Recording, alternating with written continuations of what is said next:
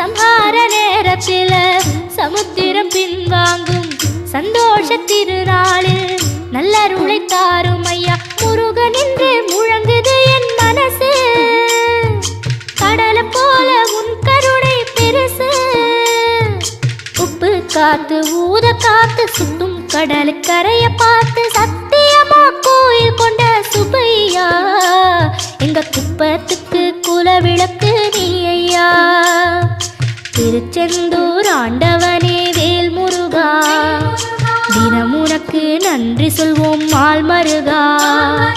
திருவடியில் தவம் இருப்போம் திருமுருகா. தீர்ப்பெழுதி